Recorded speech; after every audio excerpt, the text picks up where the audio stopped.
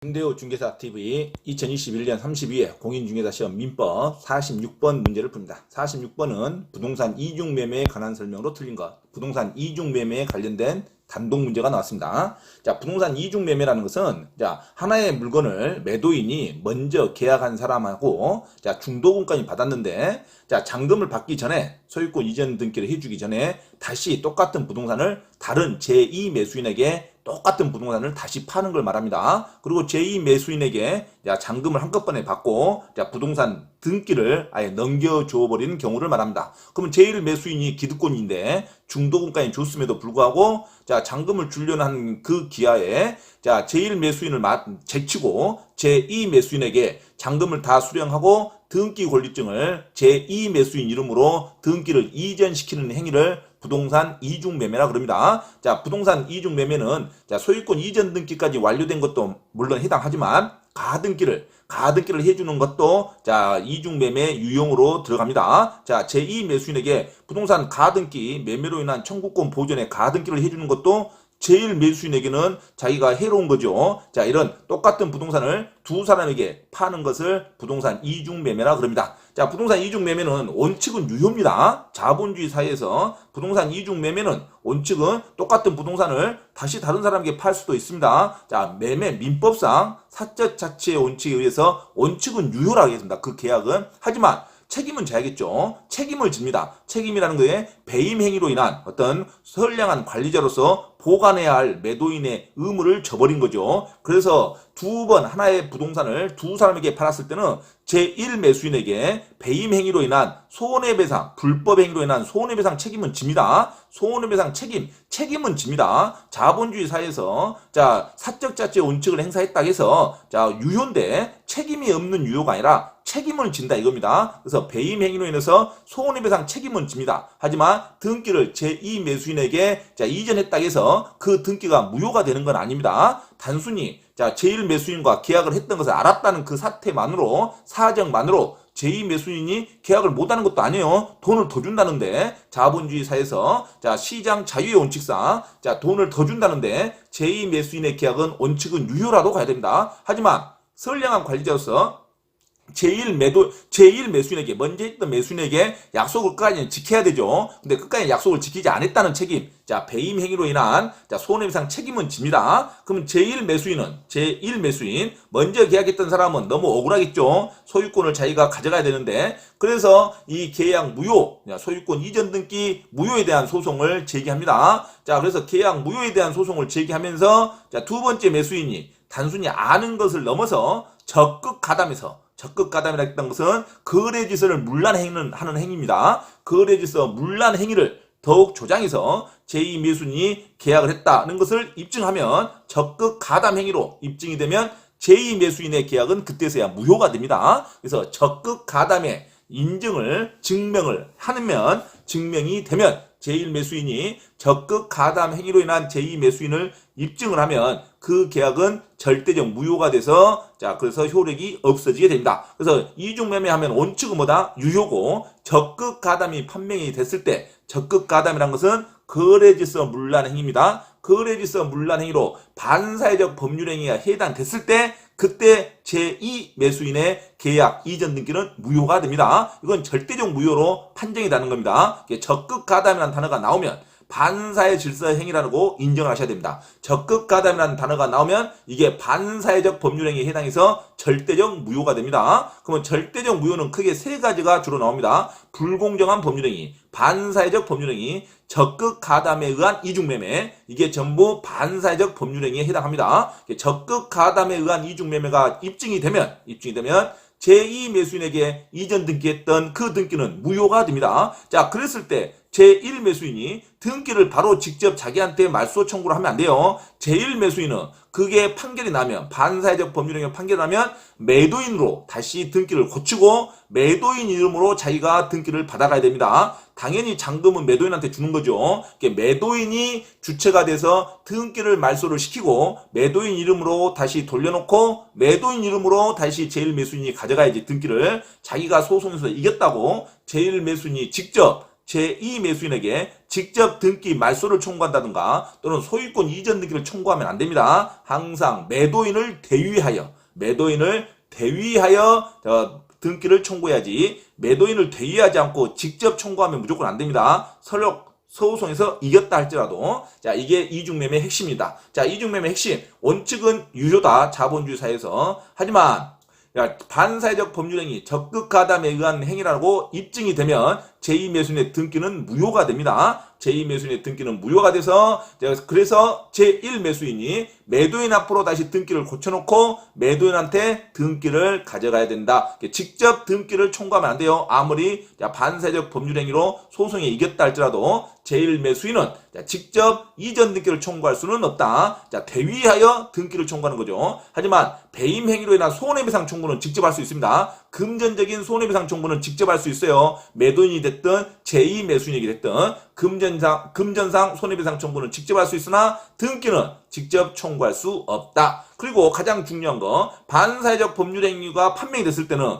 제2매수인에게 등기가 되는 것을 매도인으로 다시 돌려놔야 되는데 제2매수인이 그걸 지키지 않고 선의의 제3자에게 그를 팔았다 해서 선의의 제3자는 자기가 모르고 샀다고 주장할 수가 없습니다. 자, 좀 억울하겠지만 반사회적 법률행위가 판명이 된 이후에 제2매수인에게 부동산을 매매한 선의의 제3자라고 해서 선의라는 것은 이런 반사회적 행위가 몰랐다는 거죠. 몰라서 샀다고 해도 이미 절대적 무효가 판명이 난 이후에는 선의의 제3자는 계약의 유효를 주장할 수 없습니다. 계약의 유효를 주장할 수 없다. 무조건 선의의 제3자도 불가피하게 소유권을 다시 말소를 해줘야 됩니다. 금전적인 손해배상을 청구할 수 있겠죠. 왜 반사회가 됐는데 나한테 팔았냐 하고 제2매수인에게 금전적인 손해배상은 별도로 하더라도 소유권 이전 등기만큼은 또는 계약 자체만큼은 유효를 주장할 수 없습니다. 왜? 이미 절대적 무효로 판명이 났으면 선의의 제3자라 할지라도 계약의 유효를 주장할 수 없다. 이게 아주 시험에 잘 나오죠. 이중매매는 크게 세 가지만 외우시면 됩니다. 원칙은 유효이고 반사회적 법률행위 즉 적극 가담에 의한 행위가 입증이 되면 제2매수인의 등기는 무효고 제2매수인의 매매계약 자체가 무효입니다. 그걸 기하로 제2매수인한테 부동산을 다시 취득한 선의의 제3자라 할지라도 계약의 유효를 주장할 수 없다. 억울하겠지만 금전적인 손해배상을 청구할 수 있지만 소유권에 대한 주장은 못합니다. 매매계약의 유효를 주장할 수 없다. 선의의 제3자는 제2매수인과의 매매계약 유효를 주장할 수 없다로 가야 됩니다. 이게 절대적 무효의 가장 핵심이죠.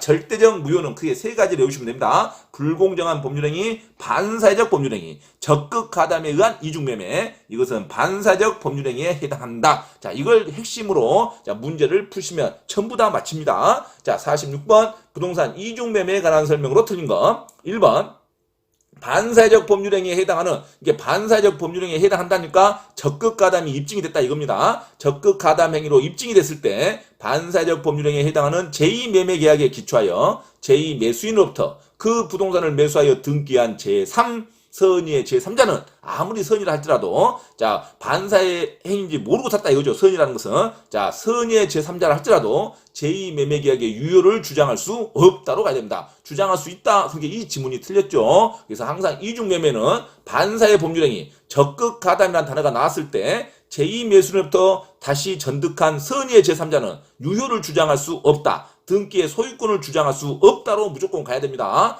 반사회적 법률행위의 선의의 제3자 할지라도 그 계약의 유효를 주장할 수 없다. 한번 그 전에 반사회적 법률행위에 해당하면 그게 절대적 무효가 돼버립니다. 다시 취득해도 억울하지만 어쩔 수 없다. 금전적으로 손해배상을 청구할 수 있을지언정 소유권을 주장할 수는 없다로 가야 됩니다. 아주 중요하죠. 그래서 반사적 법률행위 또는 적극 가담이라는 단어가 딱 나오면 그걸로 인해서 취득한 선의의 제3자라 할지라도 계약의 유효를 주장할 수 없다로 가야 됩니다. 아주 시험에 잘 나오죠. 유효를 주장하면 안 돼요. 다른 영역에서 절대적 무효가 아닌 일반 계약에서는 선의의 제3자는 소유권 취득합니다. 절대적 무효 반사회적 법률행위, 불공정 법률행위, 그 다음에 적극 가담에 의한 법률행위만큼은 선의의 제3자를 보호하지 않고 다른 영역에서 그 외에 다른 법률행위는 이제 선의의 제3자는 소유권을 취득합니다. 그래서 이렇게 시험에 잘 나옵니다. 선의의 제3자는 여기서만큼은 어떤 사항, 절대적 무효인 사항만큼은 반사회적 법률행위, 적극 가담한 이중매매, 그다음에 불공정한 법률행위, 여기에서만큼은 선의의 제3자는 소유권 취득한다 못한다? 취득하지 못한다고 했습니다. 여기서만큼은 나머지 영역에서는 취소 사유가 됐든 상대적 무효가 됐든 나머지 영역에서는 무조건 선의의 제3자는 소유권을 취득하고 선의의 제3자는 대항할 수 있습니다. 선의의 제3자는 자기가 행위했던 것을 주장할 수 있어요. 자, 선의의 제3자를 보호하는 규정입니다. 다른 영역에서는 어디서만큼은 선의의 제3자가 유효를 주장할 수 없다. 반사회적 법률행위, 적극 가담에 의한 이중매매, 그다음에 불공정한 법률행위, 절대적 무효만큼은 선의의 제3자가 보호되지 않는다. 자, 이렇게 정리하시면 됩니다. 정답은 1번으로 갑니다.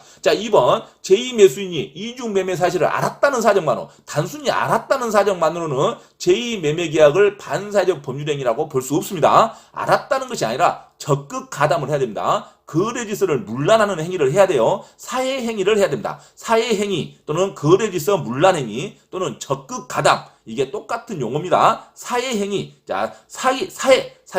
자, 항상 사기적인 행위로 해를 끼친다 이거죠. 사회행위. 상대방을 해를 끼치는 어떤 사적인 행위, 이것을 사회행위라 그럽니다. 자, 사회행위 또는 적극 가담한 행위, 또 거래에서 문란 행위가 있어야, 그 행위가 있어야 반사회적 법률행위에 해당하지, 단순히 제1매수인이 먼저 계약했다는 것을 알았다는 사정만으로는 자, 반사회적 법률행위에 해당한다고 볼 수 없습니다. 자, 자본주의 사적자치 원칙상, 하지만 알아가지고 계약을 했으면 자, 배임행위는 해당하죠. 그래서 손해배상의 청구 대상은 됩니다. 하지만 계약 자체가 반사회라고 볼 수는 없다. 아주 중요하죠. 적극 가담이라는 단어가 반드시 나와야 돼요. 반사회적 법률행위라는 단어가 반드시 나와야 된다. 단순히 알았다는 사정만으로는 이중매매는 원칙으로 유효합니다. 자, 3번. 특별한 사정이 없는 한 먼저 등기한 매수인, 그러니까 먼저 등기한 매수인이 소유권을 취득하죠. 2번과 3번은 연결된 겁니다. 자, 제2매수인 두 번 나중에 매수한 사람이 먼저 잔금을 치고 등기를 하면 그 등기는 유효입니다.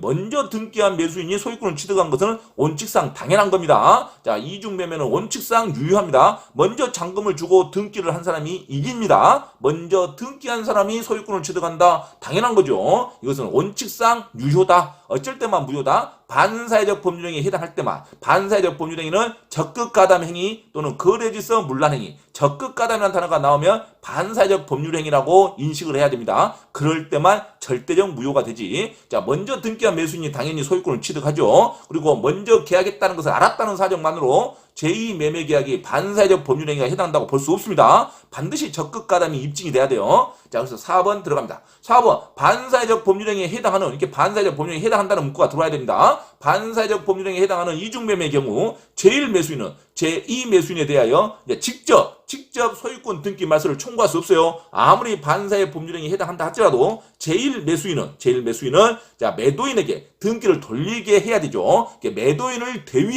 매도인을 대위하여 소유권 이전 등기 말소를 청구하는 거지, 자기 이름으로 직접 등기 이름을 바로 집어넣으면 안 됩니다. 자, 제2매수인의 등기를 말소를 시키려면 매도인이 해야 됩니다. 매도인 이름으로 다시 원상처로 돌려놓고 매도인한테 다시 제1매수인이 등기를 해야 됩니다. 그래서 반사회적 법률행위에 해당한다 할지라도 제1매수인은 직접 이전 등기 말소를 청구할 수 없습니다. 반드시 매도인을 대위하라는 단어가 반드시 나와야 되죠. 자, 직접 등기 말소를 청구할 수 없다고 반드시 외우셔야 됩니다. 아무리 소송에 이겼다 할지라도 등기를 바로 주라고 하면 안 돼요. 매도인 이름으로 돌려놓고 그 매도인 이름에서 다시 제1매수인 이름이 들어와야 됩니다. 왜? 매도인한테 계약을 했지 제2매수인하고 계약을 한 건 아니죠. 자, 반드시 소송에서 이겼다 하더라도 제1매수인은 직접 등기를 청구할 수 없습니다. 제2매수인에게 반드시 대의라는 단어가 반드시 나와야 됩니다. 자, 5번. 자, 부동산 이중매매의 법리는